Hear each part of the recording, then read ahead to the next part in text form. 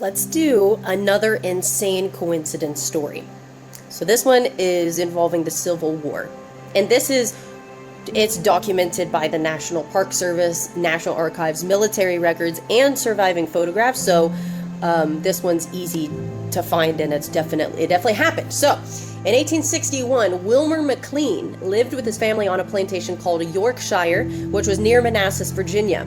And then the Civil War began, okay? So it's July 21st, 1861, and you have Union and Confederate forces that are fighting the First Battle of Bull Run, which probably everyone's heard of, but it was also called the First Battle of Manassas. It was the first major land battle of the war.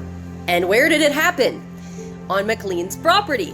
And that may seem like insignificant now, but just wait. So his house was being used as headquarters by the Confederate general, whose name was P.G.T. Beauregard, if I'm saying that right. So during the fighting, the Union artillery fired toward the property. A shell came crashing through the kitchen fireplace. It destroyed the food that he'd prepared for Beauregard and his officers. So McLean had a wife and children. He had a family, so living in the middle of a battle was kind of not ideal. So in 1863, they decided to move about 120 miles south, and they went to a quiet village, which was called Appomattox Courthouse. The move was partly connected to McLean's business, but he really wanted to escape the fighting and protect his family. That was like kind of the main thing.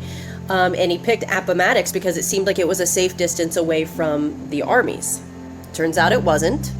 So 4 years later, in 1865, after the original battle, Confederate General Robert E. Lee's army was surrounded near Appomattox. They followed him, man! So Lee agreed to meet with the Union General Ulysses S. Grant to discuss the surrender terms, and then an officer was sent into the village to find a suitable private location. And then the officer happens to run into Wilmer McLean, the guy who ran over 100 miles away from the fighting. So McLean showed him an empty building, but then they were like, this is unsuitable. So then he reluctantly said, well, I have a house.